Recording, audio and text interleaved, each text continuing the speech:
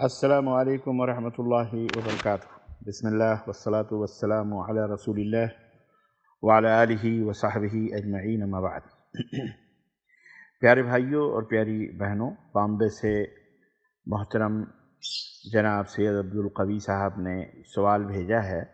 اور وہ سوال انہوں نے یوں کیا ہے کہ تشہد میں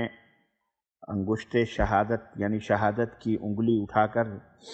کب اٹھانا ہے اور حرکت کب دینا ہے، کیسے دینا ہے، اس میں سنت نبوی صلی اللہ علیہ وسلم کیا ہے، نبی کا طریقہ کیا ہے۔ تو اس سلسلے میں اس کا جواب آپ حضرات کی خدمت میں سب کے فائدے کے لیے میں دے رہا ہوں۔ اللہ عز و جل ہمیں کہنے والے کو بھی سننے والے کو بھی عمل کی توفیق عطا فرمائے، آمین یا رب العالمین۔ دراصل تشہد میں شروع سے لے کر اخیر تک انگشت شہادت اٹھا کر حرکت دیتے رہنا یہ نبی کریم صلی اللہ علیہ وسلم کی سنت ہے، لیکن صرف شہادتین کے موقع پر انگلی اٹھانا یعنی اشہد اللہ پہ اٹھانا اور الا اللہ پہ گرانا، جیسا کہ بعض لوگ اپنی کتابوں میں بیان کرتے ہیں، ایسا کسی بھی صحیح حدیث سے ثابت نہیں ہے، کسی بھی صحیح حدیث سے ثابت نہیں ہے کہ آپ اشہد اللہ پہ شہادت کی انگلی اٹھائیے اور الا اللہ پہ گرا دیجیے، کسی بھی صحیح حدیث سے ثابت نہیں۔ اب آئیے میں آپ کو بتاؤں کہ پہلے اور دوسرے تشہد میں یعنی 2 رکعت کے بعد جو تشہد اور پھر آخری تشہد، اس میں انگلی اٹھانے کے 2 طریقے نبی صلی اللہ علیہ وسلم سے ثابت ہیں، اور وہ دونوں طریقے سنت ہیں، آپ جو طریقہ چاہیں اپنائیں، کوئی حرج نہیں ہے۔ نمبر 1، جب نبی کریم صلی اللہ علیہ وسلم بیٹھتے تھے تشہد میں تو داہنے ہاتھ کو داہنے ران پہ اور بائیں ہاتھ کو بائیں ران پہ رکھتے تھے، اور پھر دائیں جب بیٹھتے تھے ایسا رکھنے کے بعد دائیں ہاتھ کی 2 انگلیاں بند کر لی جائیں، دائیں ہاتھ کی انگلیاں پوری بند کر لی جائیں، پھر انگوٹھے کو درمیانی انگلی کی جڑ میں رکھ کر اور شہادت کی انگلی کو قبلہ رخ کریں اور اسے مسلسل ہلاتے رہیں۔ یعنی جب آپ بیٹھیں تشہد میں اور داہنے ران پر داہنے ہاتھ کو، بائیں ران پہ بائیں ہاتھ کو رکھیں تو داہنے ہاتھ کی پوری مٹھی بند کر لیں، اور پھر انگوٹھے کو یہ بیچ والی درمیانی والی جو بڑی والی انگلی ہے اس کے اوپر رکھے اور یوں بند کر کے اس کے اوپر نیچے اس کے نیچے رکھ کر اور مٹھی بند کر کے یوں انگشت شہادت اٹھا لیں اور اسے مسلسل ہلاتے رہیں۔ یہ نہیں کہ اشہد اللہ پہ اٹھائیں اور اللہ پہ نہیں، مسلسل ہلاتے رہیں، اور یہ سلام پھیرنے تک، ٹھیک ہے، یہ انگلی حرکت میں رہنی چاہیے۔ یہ ایک طریقہ ہے۔ دوسرا طریقہ یہ ہے کہ دائیں ہاتھ کی 2 انگلیاں بند کر لی جائیں،